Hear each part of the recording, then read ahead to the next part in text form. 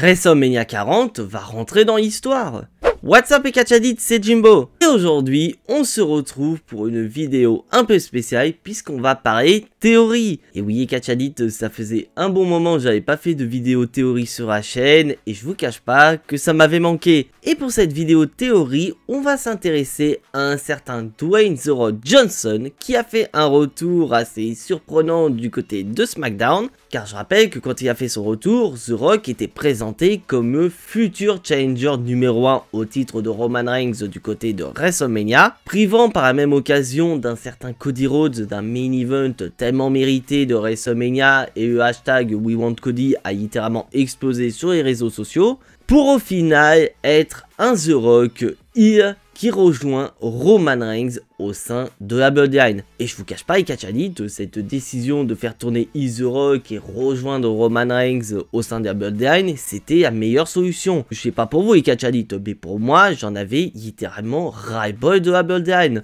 Notamment suite à cette trahison de Jimmy Uso envers son frère Jay. Ce mec, voilà, il fait mine, oui bon, je t'ai trahi à Night of Champions, mais voilà, ni vu ni connu, on repart de plus belle. Donc ce qui faisait que malheureusement, j'étais plus vraiment hypé autour de la Bloodline et le retour de The Rock a littéralement donné du sang neuf au clan. Et on va pas se voir la face, les catch addicts, l'arrivée de The Rock a fait évoluer la Bloodline à un niveau où on a affaire à la meilleure version de la Bloodline ever. Donc autant dire que la tâche de Cody Rhodes semble assez compliquée.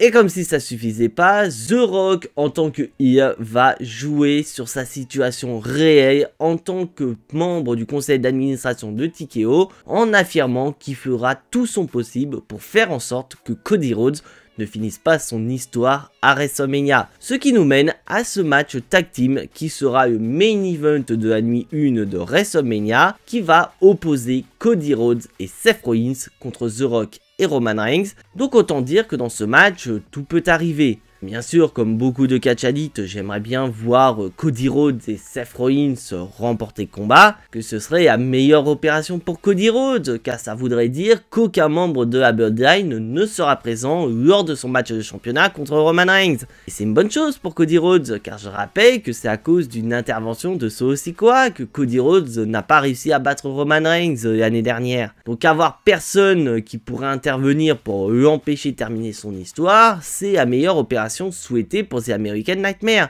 Et surtout, ça pourrait pourquoi pas affirmer ce que pensent beaucoup de catch addicts par rapport à Roman Reigns. Si la Bloodline n'est pas là pour intervenir et lui sauver les fesses, et bah Roman Reigns n'est pas capable de conserver sa ceinture de manière clean tout seul. Et ça c'est intéressant les catch addicts, parce que bien évidemment, peu importe le scénario, on va être rapide, Cody Rhodes remporte le match et termine son histoire sur la plus grande scène du monde. C'est surtout concernant Roman Reigns qui pourrait être très intéressant, car je rappelle que les règles n'ont pas été établies par Roman Reigns, mais par The Rock. Donc Roman Reigns pourrait très bien accuser The Rock d'avoir tout manigancé pour qu'il perde son titre de champion incontesté à WrestleMania. Et après plusieurs semaines en affirmant qu'il n'a rien à voir avec tout ça et que s'il a fait ça, c'était dans le but d'aider son cousin à battre Cody Rhodes, et bah The Rock retourne sa veste et il dit clairement que s'il a fait tout ça, c'est pour affaiblir Roman Reigns afin de le destituer de son statut de chef tribal. Et on pourrait ainsi se diriger vers cette fameuse rivalité qu'on attend tous entre The Rock et Roman Reigns,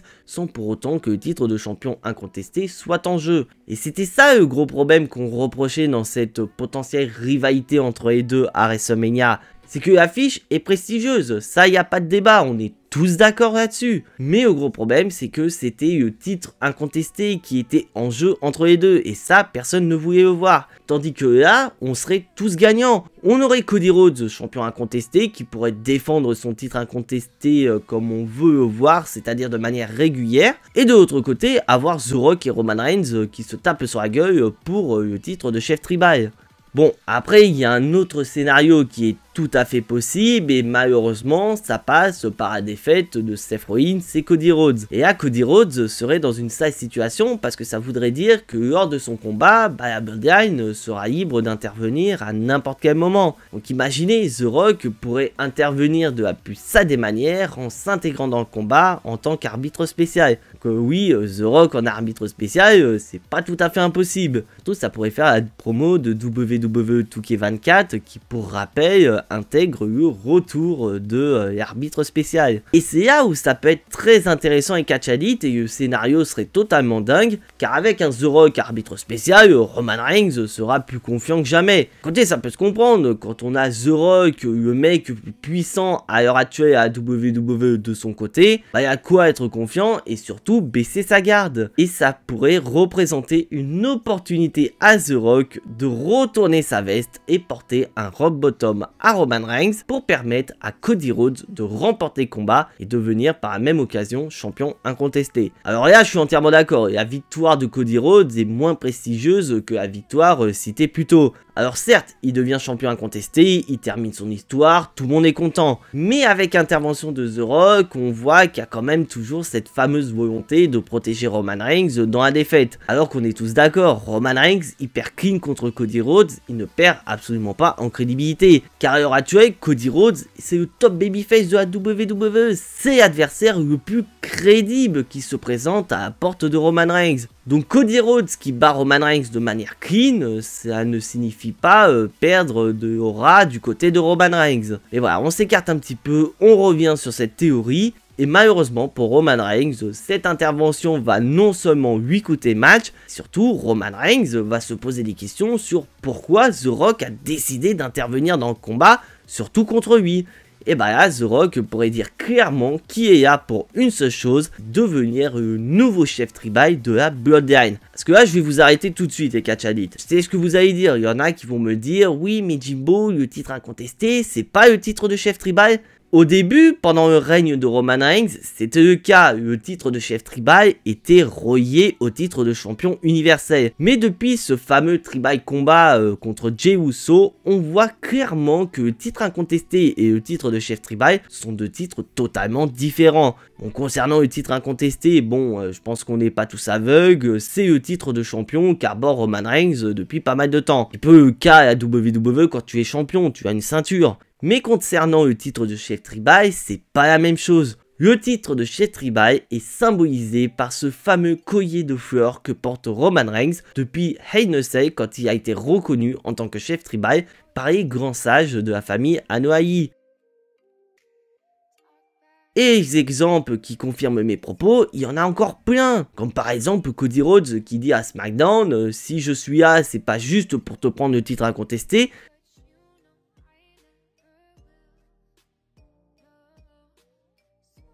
C'est pour tout te prendre, également le titre de chef tribal. Donc c'est sûr maintenant les Catch Addict, le titre incontesté et le titre de chef tribal sont deux titres totalement différents. Donc comme pour le scénario précédent, on pourrait avoir Cody Rhodes champion incontesté et la rivalité entre The Rock et Roman Reigns pour le titre de chef tribal. Parce que là, je pense qu'on est tous d'accord et Catch Addict, depuis que The Rock a fait son grand retour, le mec, il est en train de prendre petit à petit le pouvoir au sein de la Bloodline. Car comme j'ai dit précédemment, ce n'est pas Roman Reigns qui a établi les règles concernant la nuit 1 de WrestleMania, c'est The Rock lui-même qui a établi les règles. Après Roman Reigns il était d'accord, s'il n'était pas vraiment d'accord, est-ce qu'il aurait potentiellement contredit son cousin? Personnellement je pense pas, parce qu'à l'heure actuelle, le star power de The Rock est à son paroxysme. Et j'ai presque envie de dire qu'à l'heure actuelle, The Rock est au premier plan et Roman Reigns, malheureusement, il est dans l'ombre de son cousin. Qu'après c'est mon avis personnel, si ça se trouve, vous n'êtes pas du tout d'accord et vous allez me dire dans les commentaires que je suis totalement dingue. Mais d'un côté vous avez raison les Catch Addict, je suis un petit peu dingue de penser de telles choses par rapport à WrestleMania,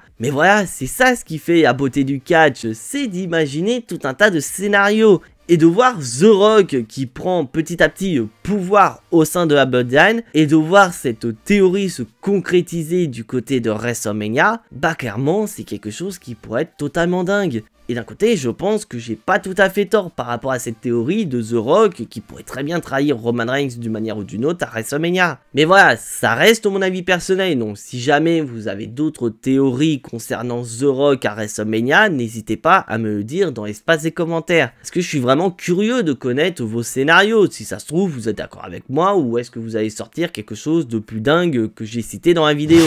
Mais quoi qu'il en soit, c'est tout pour cette vidéo les catch addicts. Si bien sûr vous appréciez ce que je fais, n'hésitez absolument pas à lâcher votre plus gros pouce bleu qui fait énormément plaisir à la chaîne. Et pour le recensement sur YouTube, ça fait plaisir. Si bien sûr vous n'êtes pas encore abonné à cette chaîne YouTube, vous savez ce qu'il vous reste à faire après avoir vu cette vidéo. C'est bien sûr cliquer sur le bouton abonner, c'est entièrement gratuit et ça soutiendra la chaîne. Et à titre d'information et catch addict, on a passé la barre des 1700 abonnés, c'est totalement dingue et je peux que vous remercier. Car vous l'avez remarqué depuis pas mal de temps, j'ai décidé de faire un nouveau format sur la chaîne. Et c'est un format que j'apprécie de faire et je pense que c'est un format que vous appréciez parce que ça fait pas mal de vues par rapport à ce que je fais d'habitude. Et en parlant justement de prochaines vidéos, je vous donne rendez-vous ce dimanche. Donc si vous voulez être informé de la sortie de cette vidéo, il vous reste plus qu'une seule chose à faire, c'est d'activer la petite cloche. Et comme vous le savez, catch addict, j'ai décidé de consacrer le mois de mars à WrestleMania. Donc je vous l'annonce directement et catch addict, la vidéo qui sortira dimanche aura pour thème WrestleMania. Et je vous donne un petit indice, n'hésitez pas à répondre en commentaire.